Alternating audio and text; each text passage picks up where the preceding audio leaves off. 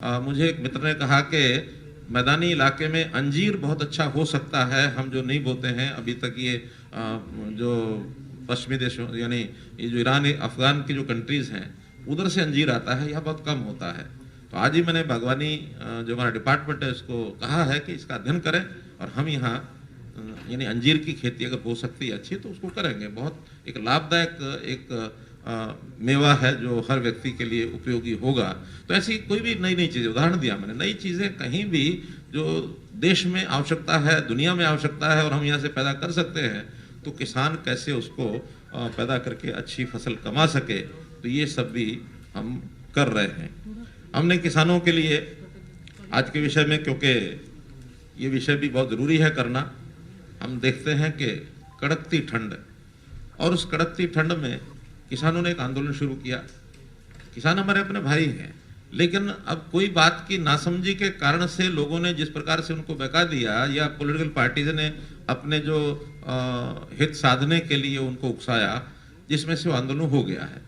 अब आंदोलन का रास्ता निकाल रहे हैं हमारे केंद्र सरकार और किसानों के जो प्रतिनिधि हैं। मैं सबसे पहले तो बधाई देता हूं सब किसानों को भी और सभी केंद्र सरकार को भी, इस नाते से जो रास्ता निकालने के लिए एक वातावरण अच्छा बना है, माहौल ठीक बना है। तो उसमें कुछ बातें कल की बातचीत में, वार्ता में मान ली गई हैं और कुछ आगे 4 जनवरी को फिर से एक जो मीटिंग होने जा रही है, तो शेष विषयों पर भी कोई ना कोई अंडरस्टैंडिंग बनेगी।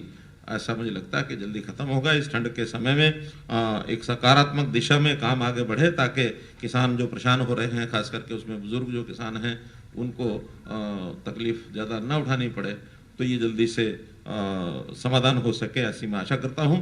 हमने हरियाणा में, मैं ऐसा कई बार चर्चा करता हूँ अपने बंधुओं से, हरियाणा में किसानों के लिए जितना हमने किया है पिछले 6 साल में, शायद ही किसी प्रदेश ने किया होगा। यानी उदाहरण के लिए अगर मैं कहूँगा तो प्रोक्योरमेंट, बढ़िया से बढ़िया प्रोक्योरमेंट ये हमारी हुई है और उस प्रोक्योरमेंट में कभी कोई कमी नहीं रखी है। हमारी भावांतर भरपाई योजना, इसमें भी हमने 16 सब्जियों के ऊपर ये भावांतर भरपाई योजना दी है, ताकि किसी को लागत से कम न बेचना पड़े। एक समय था सब्जी सस्ती होने पर सड़कों पर लोग फेंक देते थे, आज ऐसी कोई नौबत नहीं आती है। पहले से ही पता होता है कि कौन सी सब्जी का भाव कम जा रहा है, उसको जिस भी भाव बेच के आएगा तो कॉस्ट से जितना लॉस होगा, घाटा होगा, वो सरकार भरपाई करती है। ये योजना हमने पिछले 2 साल से चला रखी और बहुत सफलता में चल रही है। उसी के साथ जो बाजार भाव का घाटा है प्रोक्योरमेंट में, खास करके बाजरा और सरसों, 6-7 फसलें ऐसी हैं जो कोई प्रदेश इसको प्रोक्योर नहीं कर रहा। बाजरा सरसों के अलावा हमने मूंग, मूंगफली, सूरजमुखी, मक्का, ये सब खरीदे हैं। तो ऐसी सब फसलों पर खरीदने के बाद निर्देश ये है कि स्टेट अपनी रिक्वायरमेंट के हिसाब से इसको खरीदे, जितनी आवश्यकता है। हम सब खरीदते हैं, खरीदने के बाद सस्ता होने पर बाजार में उसको बेचा जाता है।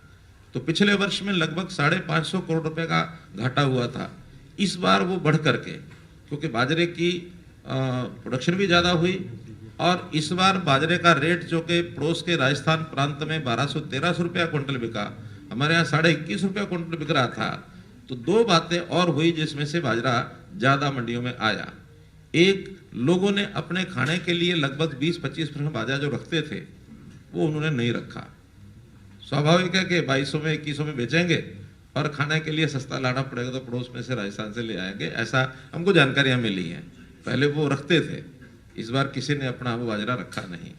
दूसरा, हमारे ना चाहते हुए भी कहीं ना कहीं स्मगलिंग बाजरे की राजस्थान से भी होती रही है और उसकी हम ज़रूर छानबीन करेंगे कि ऐसे जो काम करने वाले कोई व्यापारी होंगे या कोई और व्यक्ति होंगे तो उन्होंने ऐसा किया है तो वो ना कर पाए आगे, इसके लिए कोई ना कोई चेक ज़रूर लगाएंगे। क्योंकि यही बाजरा हमको फिर बाद में चाहे वो पोल्ट्री फार्म्स को, चाहे मंडियों में सस्ता बेचना पड़ता, तो घाटा स्टेट, हरियाणा स्टेट अपने किसान के लिए तो घाटा खा सकती है। हरियाणा स्टेट का किसान हमारे लिए, हमारी जिम्मेवारी उनकी है। बाकी प्रदेशों का योजना उनको अपने आप बनानी चाहिए। तो ऐसी योजना पंजाब को भी बनानी चाहिए, ऐसी योजना राजस्थान को भी बनानी चाहिए। बाकी सब जगह भी जो फसलें वहाँ बोई जाती हैं उसके ऊपर MSP पर वो खरीदें। हमने तय किया है, वादा किया है, दृढ़ निश्चय भी बताया है कि हरियाणा में MSP को कभी खत्म नहीं होने देंगे। मैंने तो यहाँ तक घोषणा की है कि MSP को खत्म करने की किसी ने कोशिश की तो मनोहर लाल राजनीति छोड़ देगा। तो इतने दृढ़ संकल्प के बाद भी कोई शंका किसी को होनी नहीं चाहिए।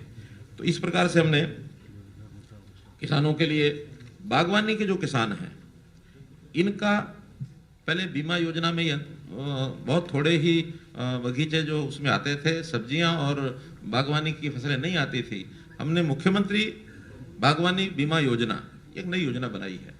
इसमें 2.5% का जो चार्जेस लेकर के उस जो किस्त है, और 30,000 सब्जियों के लिए, 40,000 रुपया बाग किसी बगीचे के लिए, फल के लिए, ये इस प्रकार का हमने मुआवजा जो है देने की ये घोषणा की है और इसको बहुत सराहा जा रहा है। इसी प्रकार